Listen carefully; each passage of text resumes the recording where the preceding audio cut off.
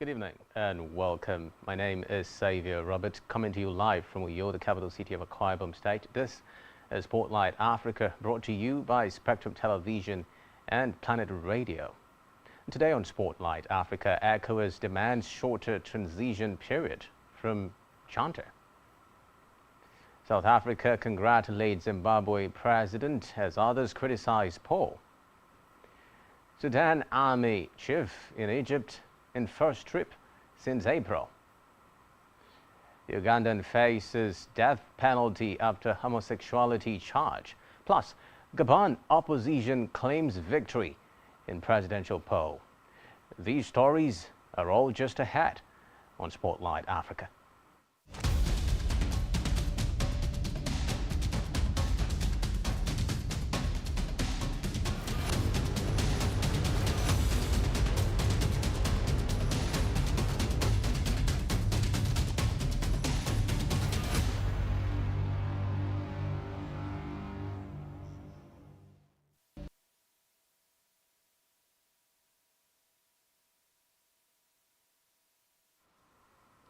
We'll begin Spotlight Africa with an update from the Niger coup, where the Economic Community of West African States, ECOWAS, has demanded a shorter transition from the junta in Niger.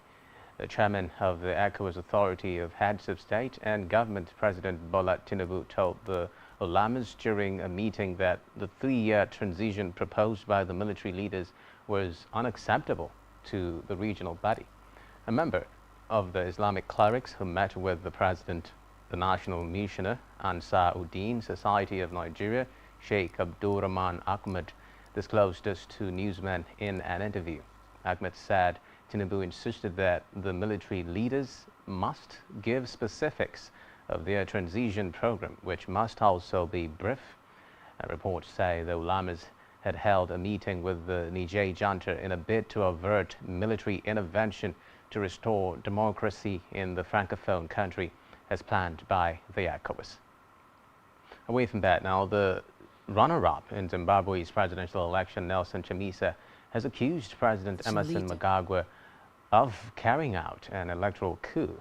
The leader of the opposition Citizens Coalition for Change described official results from Wednesday's election as a sham and argued that international observers had reached the same conclusion. At a press conference, Chamisa, who got 44% of the votes against Mnangagwa's 52.6%, allegedly accused the electoral body of announcing false results.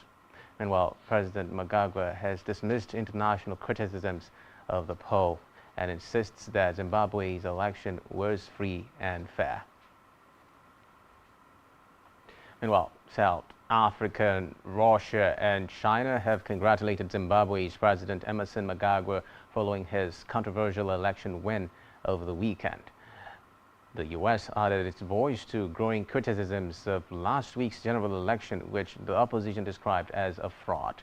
The U.S. government said there was systemic bias against the opposition and highlighted credible reports that monitors were forced to alter some election results forms.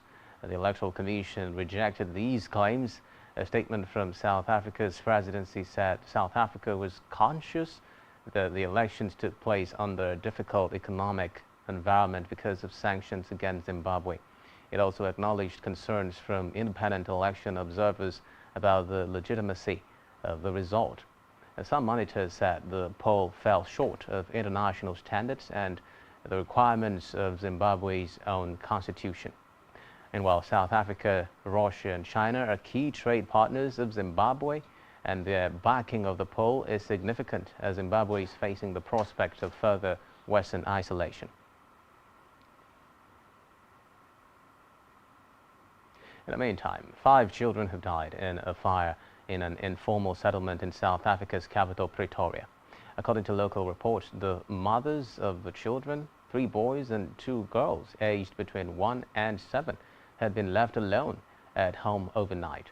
Reports say the children's bodies were discovered by firefighters who put out the blaze and that the mothers have been arrested and taken to the local police station for questioning. Meanwhile, the cause of the fire is not yet known and investigations are ongoing. In another development, the opposition in Gabon has claimed victory following Saturday's presidential election, but official results have not yet been released. President Ali Bongo was running for a third term, which would also be an extension of rule by the Bongo dynasty, which stretches back more than half a century. At a press conference on Monday, the campaign manager of the main opposition candidate, Albert Ondo Osa, announced without offering proof that the partial vote count was in their favor and he had a clear lead. In Gabon, only the Gabonese Election Center is authorized by law to publish results. The opposition has also denounced fraud in the elections. Meanwhile, the internet outage and a curfew imposed by government are still in place. On Monday evening, residents in the capital, Libreville, raced against time to respect curfew hours. Some who could not make it in time were reportedly stranded in faraway areas. In a separate development,